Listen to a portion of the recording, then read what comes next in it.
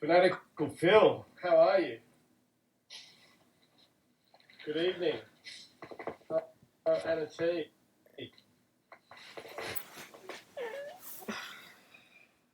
G'day.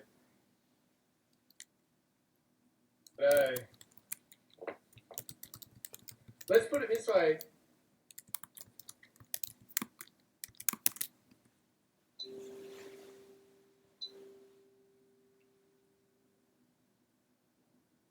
So let's hope that we make it through. And I've got it perched up. I need like a stand or something for this phone. I've got it perched up on my wallet and a pillow. I think I might need one of those three-legged things. And it's weird, like you're always checking yourself out. Like I just washed my hair to look nice and silky. Anyway, who else is there? Hello. Wow, there's 129 people. It's like go the nights. It's like we're having our own little party on a Friday night. I actually realised, like being 8 o'clock on a Friday night, maybe it wasn't a great time to be having a chat, but here we are. We're going to do it anyway. So, as I mentioned in the Insta Live, I'm going to answer some questions that some of you lovely people sent through. So, without further ado, let's go. So, first off, we have the question from @MizzyStar_Alicia #1. And do you regret it? Well, the thing that probably sticks out the most is, and it happened pretty early on, and for some of the diehard Silverchair fans, you'd remember this. At the very first arias, we had a plan that I would, and I don't know why I used to do this, by the way, but we had a plan that we would put this little cut in a bass drum skin, and then at the end of the song, we played New Race by Radio Birdman with Tim Rogers from UMI, and at the end of the song, I would come out and basically jump through the bass drum. I don't know why I did it or what it really meant, but I did it anyway. But at that particular performance, I ran out the front of the drum kit, and there was no cut in the drum, but I ran and headbutted the drum anyway.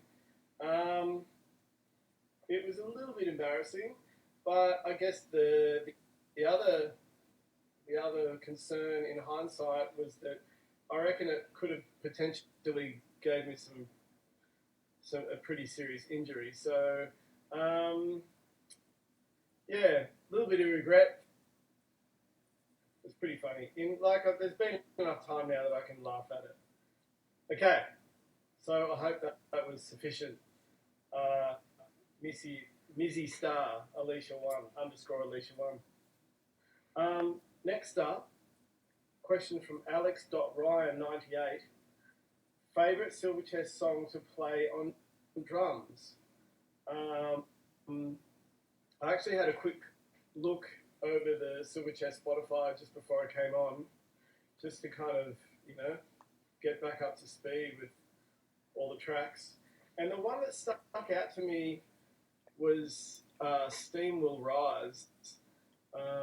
There are a lot of great songs, and I like playing them all for different reasons, and we haven't played that in years. Like, we did a few times, and even in the studio, I remember it being a lot of fun. So, yeah, that's not particularly my favourite, but it was just the one that stuck out tonight when I decided to check out some of the Silverchair tracks before chatting to you lovely people. All right, cool. Very good song. Hello, Suzanne. Hi from Merriweather. Hola. Okay, cool. So next, from Jules Christian, at Jules Christian. Fave binge TV show right now. Probably Black Mirror. Jackie, my lovely wife, and myself have been watching a lot of Black Mirror, and we've been loving it. It's a little bit left of centre, but that's the kind of stuff that I like to watch. It's kind of interesting, and yeah, it's a little maybe a bit of a glimpse into our future. I don't know. Who knows? Hopefully, those weird cockroach things don't, come into existence, because that would be scary. Hey, you know what they do then? They end your life. So next,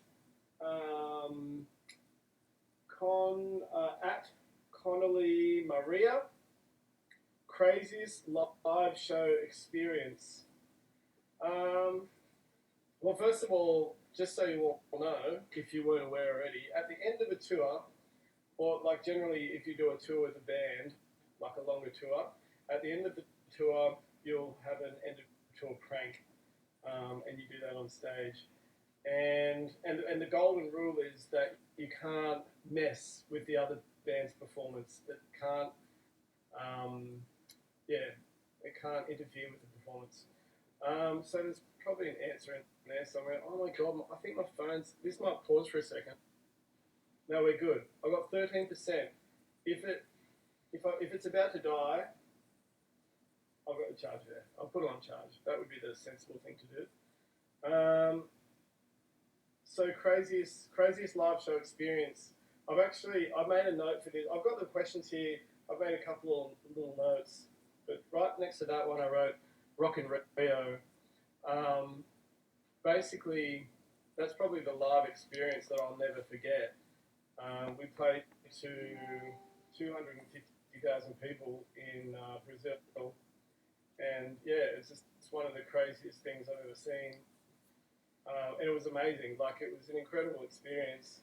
And when you're on stage and you look out at an audience that big, I guess it's like when, I don't know if you like watching YouTube, like science stuff on YouTube. I really like that stuff on YouTube. I get in a YouTube hole and just sciencey stuff. It's really interesting. One of the things, I'm probably saying this completely wrong, but apparently, like, how do I describe it? When lots of atoms are cooled down far enough, they start behaving like one look like in Brazil at Rock in Rio when there's 250,000 people in one spot. The whole crowd just starts moving like it's one organism. It's pretty cool, and yeah, and we had a really killer show. Like, we nailed that night. We had a good show. So there you go. What's next? At Hair by Joanna's son, something like that. What's your favourite touring memory? Favourite music venue you've played? All touring is generally a really good memory. Touring can be really, but all in all, it's really fun. It's, for me anyway, like, you're on the road in a bus with 10 other blokes and you're just kind of hanging out, doing gig. It's a bit of Groundhog Day. You do a show, you have a shower, you get on the bus, you talk about what's going on the next day, you go to sleep, you wake up, you do some press, you go to a day room at a hotel, then you do a show, and just repeat. But yeah, and as far as my favourite music venue, fave music venue you played, let's say Rock in Rio again. There we go. 2 birds with 1 stone. Okay, next. At my _Aussie_table. Anyway, not really. If anything, I think what's happened in 2020 particularly the COVID-19 has made me refocus on music even more. I actually started getting some piano lessons, which has been really fun. I can play piano, but I just felt like I wanted to improve and broaden my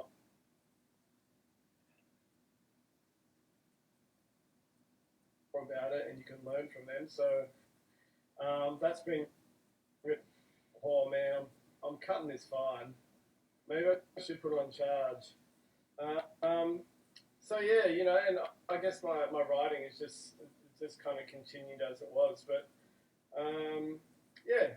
So for me, the one positive thing out of 2020, there's lots of positive things, but going and getting some piano lessons has been really fun.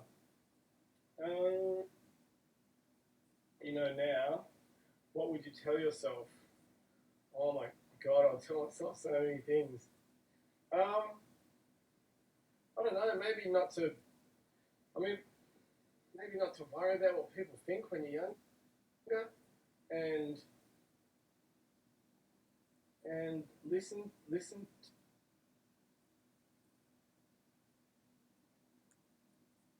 They've probably done it, and they just know better than you. Um, yeah, I don't know. I think that would be the. I think keeping it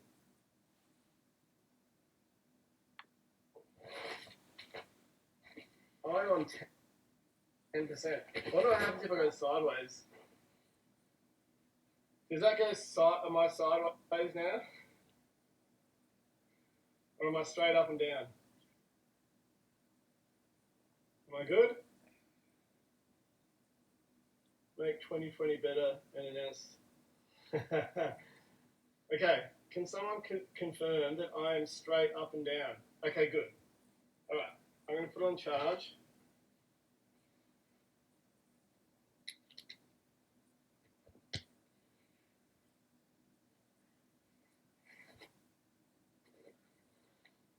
Bugger.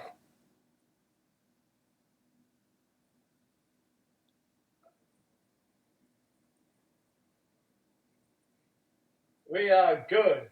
Alright, so next, at the Alf and the fanatical Phil. Here we go. It was hard to kind of pull that apart from the. I play as many instruments to the best of my ability to write songs.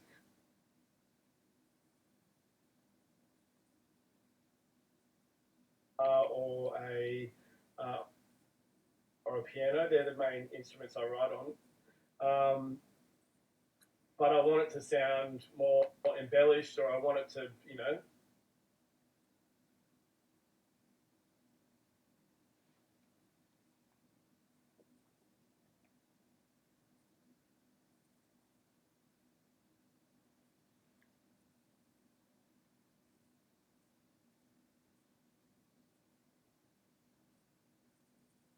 um, he's a lovely gentleman. Uh, so yeah, so there you go. I do what I can to the best of my ability until I need some additional help. All right, so let's keep pushing through here. At Munro Matt, who are some of your favourite artists to have emerged in the past 20 years? I don't know. I guess there's a lot of really great artists. I'll tell you who I saw, and I've really enjoyed. I just really enjoy his stuff. It's not the usual music I gravitate to, but I think his music is just really universal. His name is Jacob Collier, an English.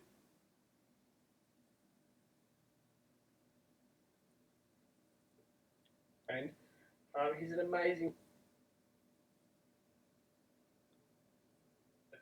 He's really rare. Yeah, but he doesn't go over the top. Well, some of his stuff is pretty elaborate, but it feels like he kind of needs to go there to satisfy his level of musicianship. But he's still really restrained at the same time. I don't know. I love Jacob Collier. His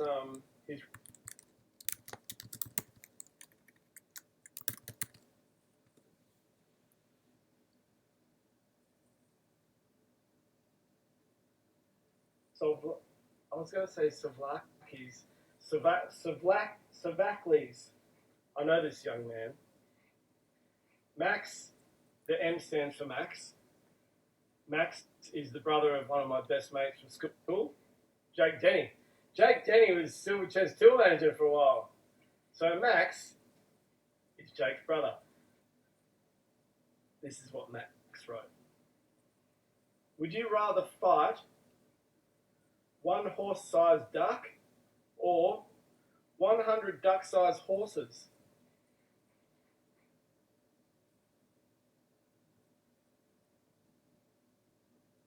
Duck-sized horses, because let's face it, a duck the size of a horse. Did I say?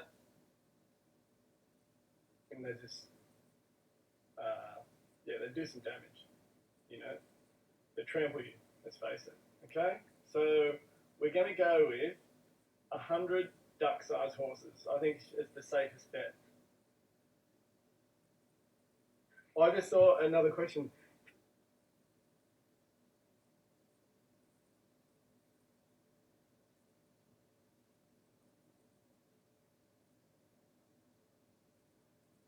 In Melbourne, and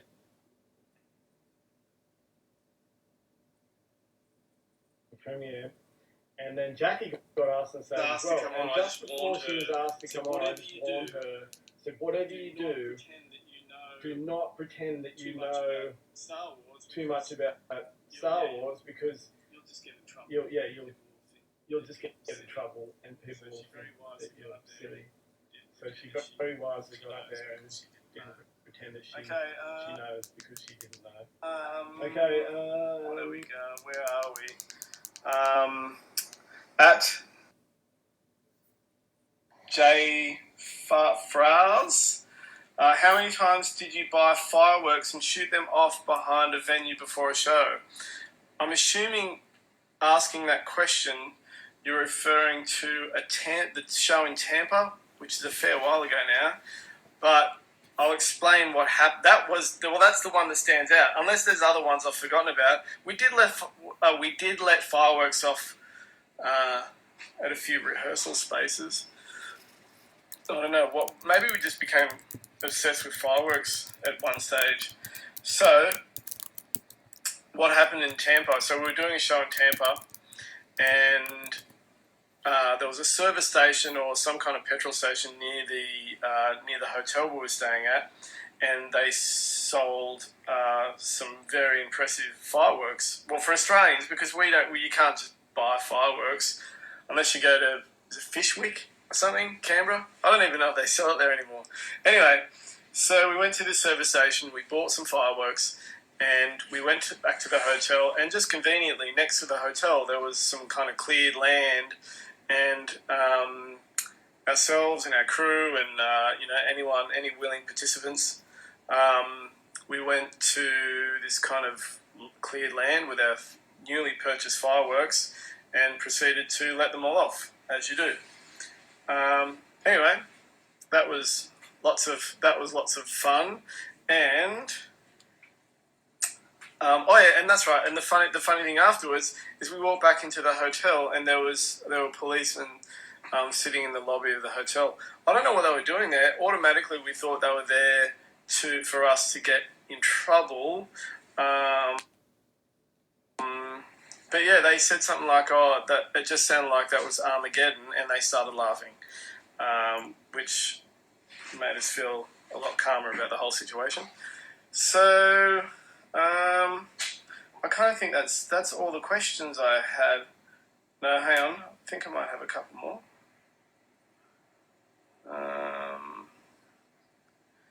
Here we go. Any plans of touring? Can't wait for new single from at Corey Rusco. Yeah, potentially. I might tour for the new music that's coming out. So just so you all know, the plan is like I'm gonna release a bunch of singles, and the first one is Breathe In, Breathe Out, and then there'll be some more to follow that, and then I reckon in early 2020 when I got some new music out, and I'll play some of the old stuff as well. There's a I am thinking about touring. But I won't go too far into it yet because I don't want to get people's hopes up. But yeah, I am thinking about touring in early 2021. But I guess a lot of that will be determined by what happens with COVID. But you know what? I think I may have a little workaround that means I can just do a little run in on the north coast of New South Wales. But we'll see. We'll see what happens. Yeah. What else can I talk about? There's still. Here we go. Here's a question from Matt_Moser. How good was Cash a Can for first Merriweather Cub Scouts at South Leagues Club? To anyone hearing that, except for Matt, that would sound like complete gibberish. He obviously, I'm not quite sure. Matt, I think we probably know each other somehow. There was outside South Leagues Club in Merriweather in Newcastle, where I grew up. There was this big kind of metal trailer that you go there, and you'd have to you'd collect. I used to collect my dad's beer cans, and in bags and bags and bags, and go there, and they'd weigh them, and then they'd pay you for it. So yeah, it was good. I did like Cash a Can. That probably helped pay for my the first set of drums. So I kind of think. Oh, here we go. What was the best song you ever written? Oh my god! I don't know if any of you heard that. That was Jackie. She just entered the room and decided she wanted to have her two cents worth. So, what? Can you repeat that, dear? Somebody asked you what was your what do you think was the most favourite song that you wrote, or the best song that you wrote? There's so many that people want to know. Okay. Okay, dear. What do you think the best song you've ever written from Ethan Cragg? Ethan Cragg. Yeah. The best song I've ever written. I'll tell you what. The best song you've ever written is always the most recent song you've ever written. So, yeah. I mean, I'm pretty excited about the new stuff that I've got coming out. I think that's what happens, right? As a songwriter, you write fresh material, and then old material kind of falls away. You still love it, and you're still proud of it, but the new stuff is always it's fresh, it's exciting, and I think I don't want to make assumptions, but I'm sure you can relate to it. That once you've heard, I'm the biggest fan of Led Zeppelin, but I don't listen to Led Zeppelin every day. But when I first discovered them, I was obsessed by them. I'd get home from school and I'd just listen to Led Zeppelin, and I'd go through my dad's vinyl collection for hours. And it's the same for when you write new music as well. Like, you're still proud and you still get excited about the old stuff you wrote, but the new fresh stuff is at front of mind, and it's the most exciting. So there you go. I think that might be it, guys. 25 minutes we've been sitting here chatting.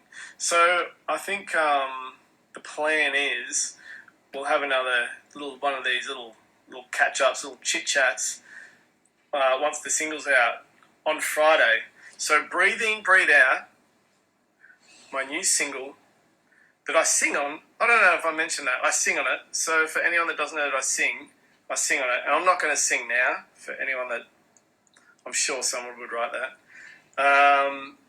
My new single comes out on Friday. I'm really excited by it. So go. I don't know if I can put a link here. I'll put it on my Insta story.